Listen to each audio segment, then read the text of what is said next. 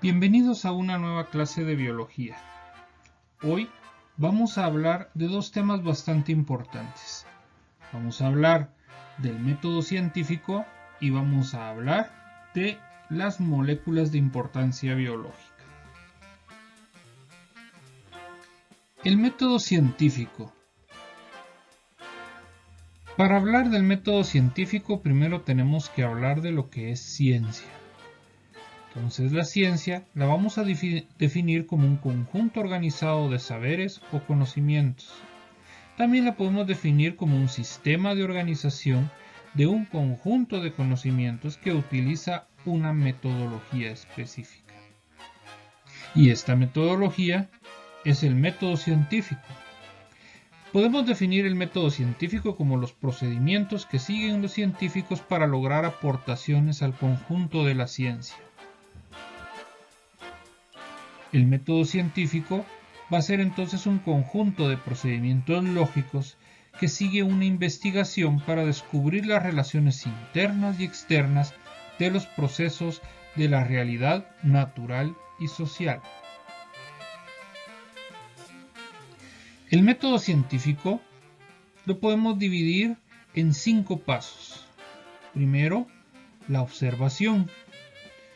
Aquí es donde nosotros miramos un fenómeno, el cual nos llama la atención. Luego, buscamos información para poder encontrar datos, artículos, bibliografía de otras personas que se hayan preguntado sobre ese mismo fenómeno que estamos estudiando.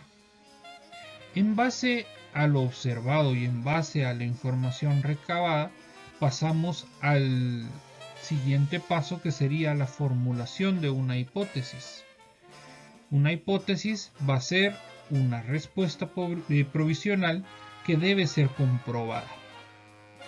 Para poder comprobar esta hipótesis, pasamos a la etapa de experimentación, en donde, según una metodología seria y detallada, experimentamos nosotros sobre el fenómeno de nuestro interés. Y en base a los resultados de esta experimentación, sacamos una conclusión.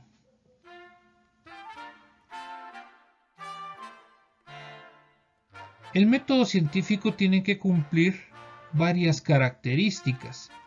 Tiene que ser racional, tiene que ser analítico, o sea, las respuestas que obtengamos tienen que ser producto de un análisis profundo del fenómeno que estamos estudiando.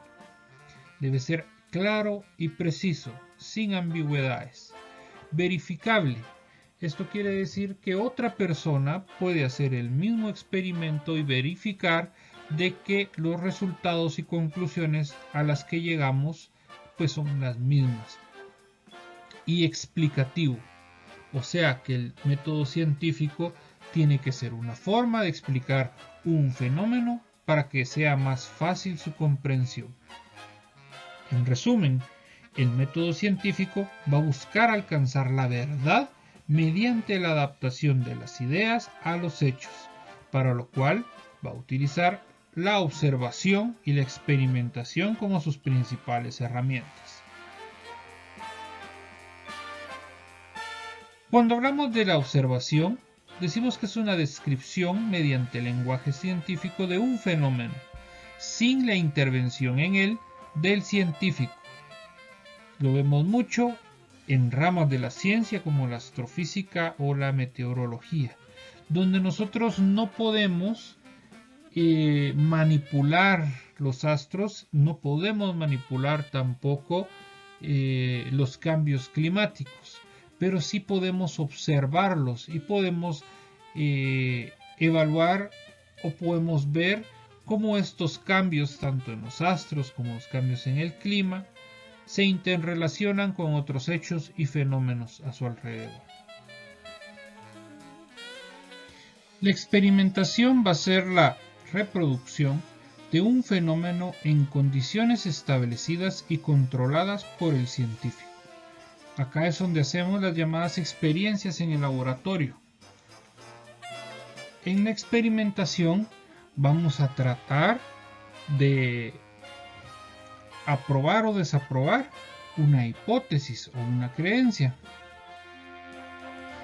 Una hipótesis va a ser una noción que se adquiere sobre la realidad de un fenómeno.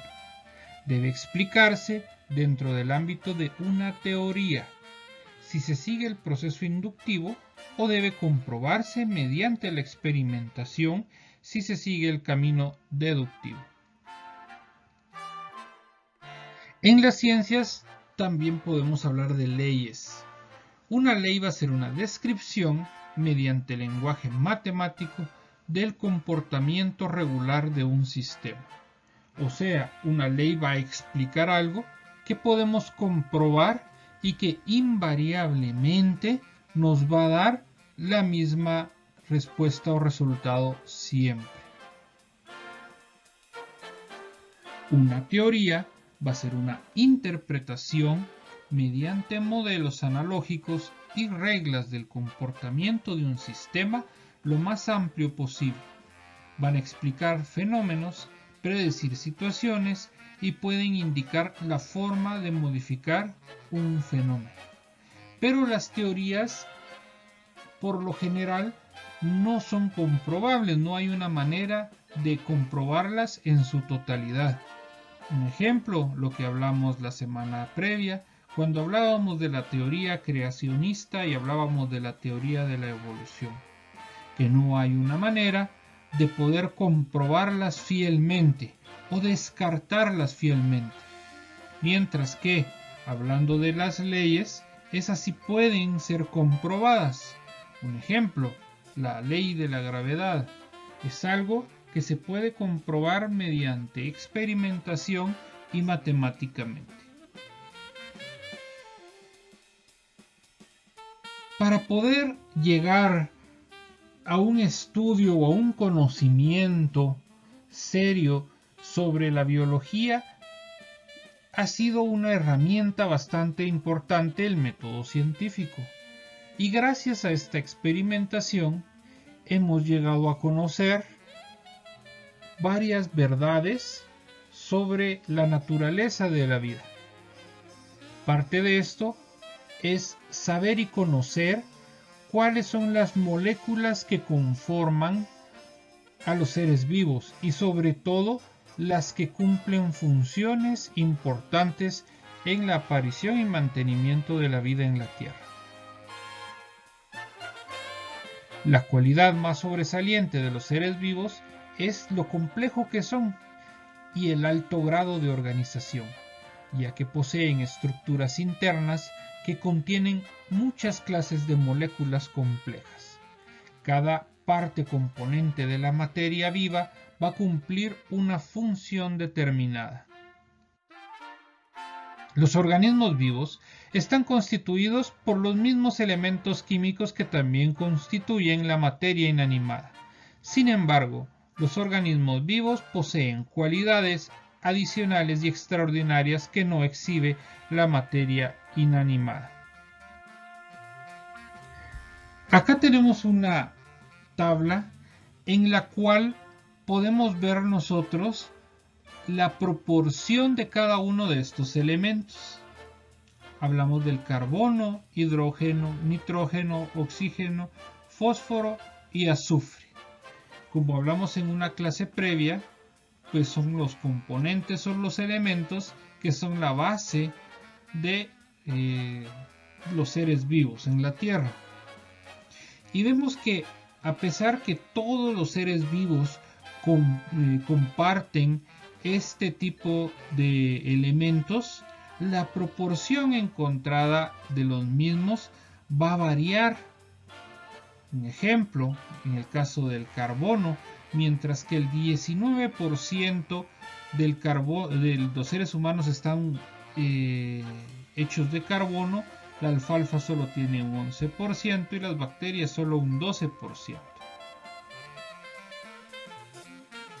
Los principales elementos presentes en los seres vivos van a ser el carbono, el hidrógeno, el oxígeno y el nitrógeno. Estos elementos los podemos encontrar en sustancias inorgánicas como el agua, que tiene hidrógeno y oxígeno, y en varias sales minerales.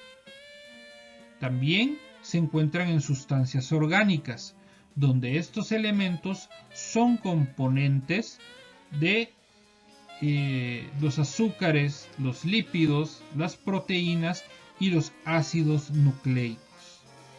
Lo que va a variar va a ser la composición de cada ser vivo, el porcentaje de cada uno de estos elementos. Un ejemplo, en las plantas, estas pueden estar formadas en su 74% por agua, mientras que en los animales el 60% es agua. Los animales van a tener un contenido lipídico mayor, alrededor de un 20%, mientras que el contenido lipídico de las plantas no va a superar el 0.8%. Y así sucesivamente podemos ver que las proporciones de estas moléculas van a variar de un ser vivo a otro. Entonces, ¿de qué está hecho el ser humano? Pues está hecho de todos estos elementos. Sobre todo, como hablamos hace un rato, oxígeno, carbono, hidrógeno, nitrógeno.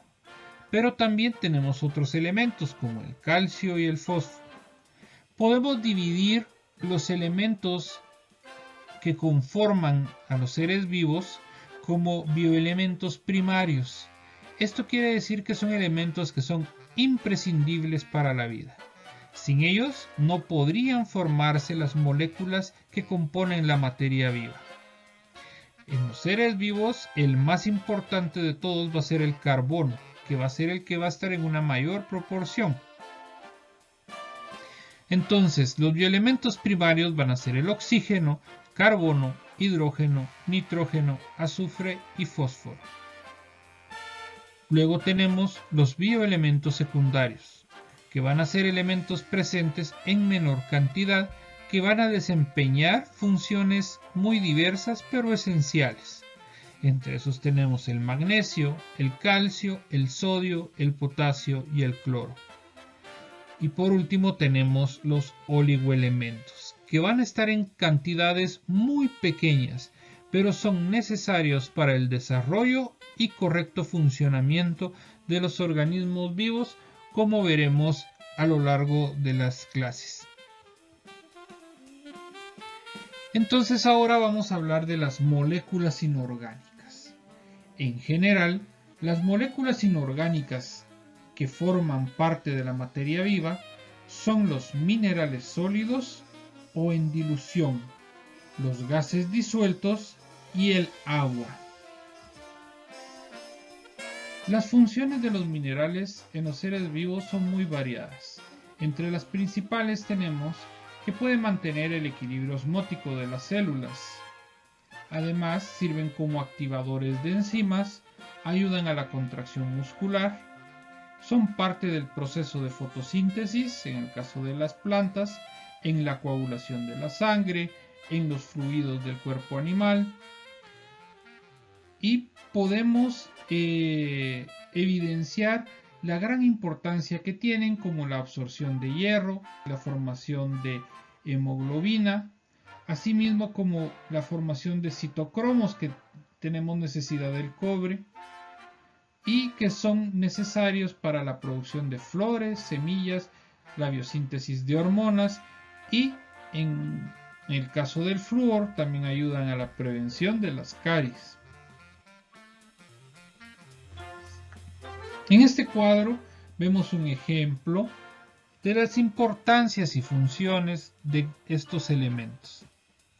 El oxígeno, que es sumamente importante para la respiración celular y está presente en casi todos los compuestos orgánicos y en casi todos los procesos metabólicos.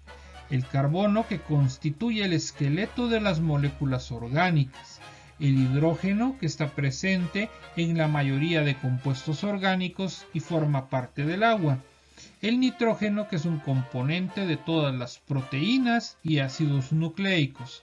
El calcio, que es componente estructural de los huesos y dientes y es sumamente importante en la contracción muscular y en la conducción de los impulsos nerviosos, así como es un factor importante en la coagulación de la sangre.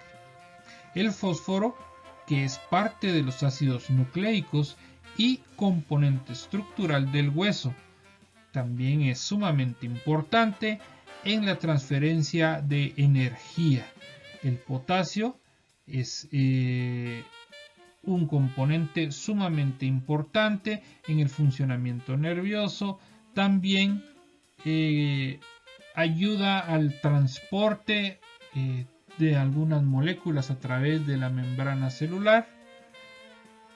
El azufre, que es parte de la mayoría de las proteínas. El sodio, que es el principal ion positivo del líquido intersticial, importante en el equilibrio hídrico del cuerpo y esencial para la conducción de impulsos nerviosos. El magnesio, necesario para la sangre y los tejidos del cuerpo. El cloro, el principal ion negativo o anión del líquido intersticial, importante para el equilibrio hídrico. El hierro, que es componente de la hemoglobina y la mioglobina y forma parte de varias enzimas. Y el yodo, que es sumamente importante al ser componente de las hormonas tiroideas.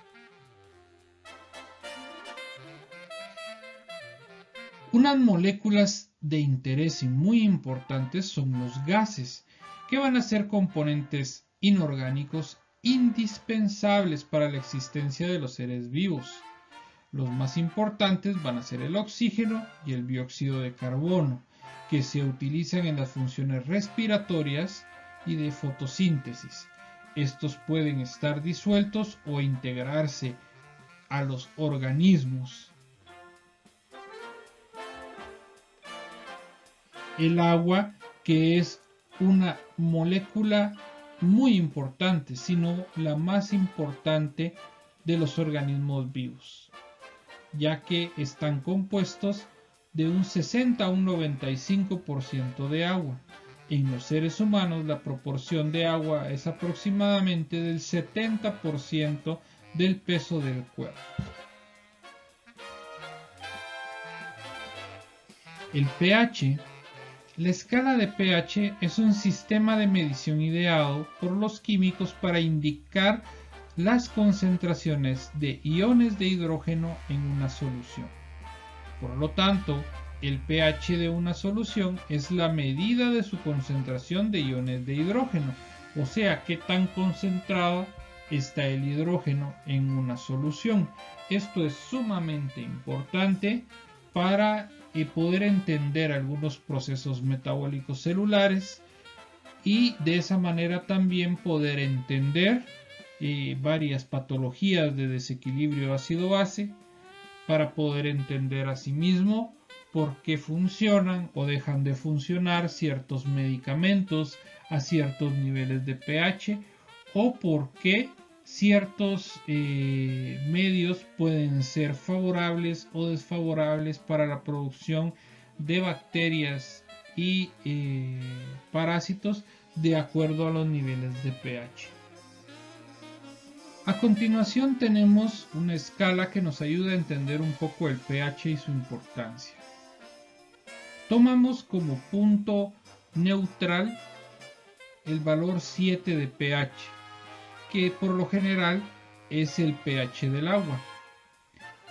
Entre más grande sea el valor de pH, decimos que una sustancia o medio es alcalina. Entre más bajo sea el valor de pH, decimos que una sustancia o medio es ácida. El pH de la sangre es neutro. Se encuentra entre los rangos de 7.35 a 7.45. Y así vamos a ver que hay varios fluidos de nuestro cuerpo que van a variar su pH de acuerdo a su ubicación.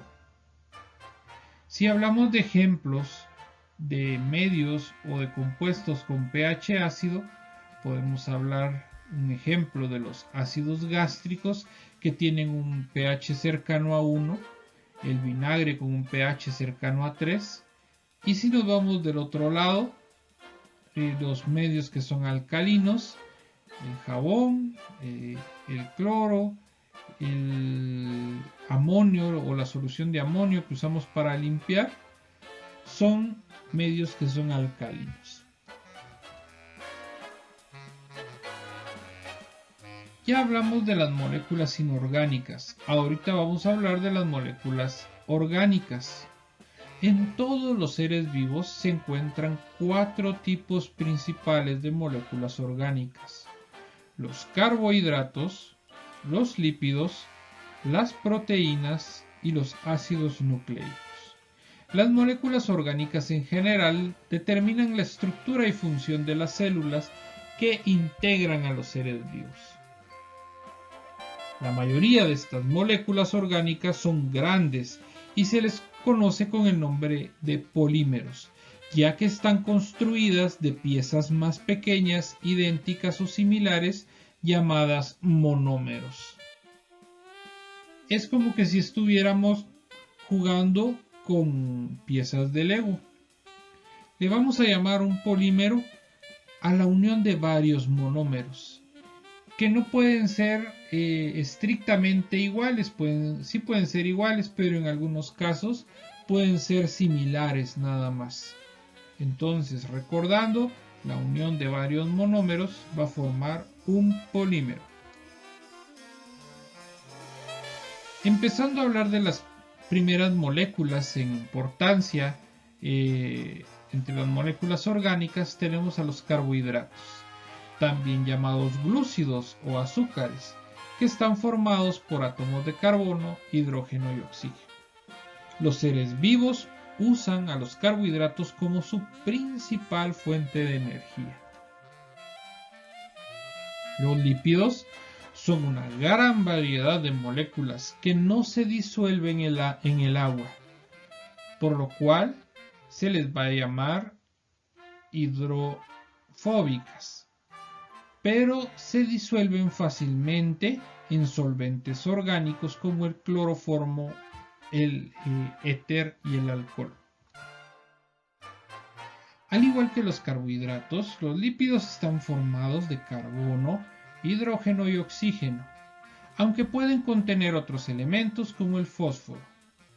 Las unidades de construcción de los lípidos, o sea, sus monómeros, son los ácidos grasos y el glicerol principalmente. Los lípidos realizan diversas funciones. Entre estas tenemos el almacenamiento de energía. Algunos actúan como mensajeros químicos, o sea, las llamadas hormonas, y muchos otros forman parte de las membranas celulares. Las principales clases de lípidos son las grasas y aceites, los fosfolípidos, las ceras y esteroides. Otra molécula de importancia biológica son las proteínas, que son moléculas orgánicas, siendo estas las más abundantes en los seres vivos, y están formadas casi exclusivamente por carbono, hidrógeno, oxígeno y nitrógeno. Todas las proteínas son polímeros construidos por muchas subunidades de monómeros, a las que vamos a llamar aminoácidos. Las proteínas son compuestos que básicamente nos ayudan a dar estructura al cuerpo de los seres vivos. Se encuentran prácticamente en todas las estructuras celulares y desempeñan un papel fundamental en los procesos vitales. A nivel celular, las proteínas se encuentran formando parte de las membranas del citoplasma y los diferentes organelos como las mitocondrias, los ribosomas, los centriolos, entre otras. También es muy importante su acción como enzimas, ya que éstas actúan como catalizadores que controlan las velocidades de casi todas las reacciones químicas que suceden dentro de la célula, y de esa forma regulan el flujo de las moléculas necesarias para la vida en la célula. Otras proteínas actúan como defensas del organismo, formando los anticuerpos que ayudan a combatir enfermedades e infecciones. Algunas más son hormonas, otras se utilizan para el almacenamiento de energía o para el transporte. Por último, los ácidos nucleicos. Los ácidos nucleicos son moléculas muy complejas de las que hay dos tipos: el ácido desoxirribonucleico o ADN y el ácido ribonucleico o ARN. La diferencia entre uno y otro es que el ácido desoxirribonucleico va a tener dos cadenas de un azúcar que son como la columna vertebral de este ácido nucleico. Y el ARN solo va a tener una cadena de este azúcar, que por lo general va a ser ribosa. Al conocer cuáles son las principales moléculas, tanto orgánicas como inorgánicas, que forman parte de los seres vivos, se nos va a facilitar mucho conocer o aprender sobre las funciones de la célula y cómo estas funciones interrelacionadas ayudan a explicar el complejo funcionamiento de los tejidos, de los órganos y en sí de los seres vivos, así como algunas patologías y el funcionamiento de algunos medicamentos. Si tienen alguna pregunta o comentario, me la pueden hacer por vía WhatsApp o a mi correo electrónico y será un gusto para mí respondérselas. Nos veremos el próximo sábado de forma presencial en la sede de la universidad, como lo hemos hecho habitualmente, donde empezaremos a hablar sobre la célula.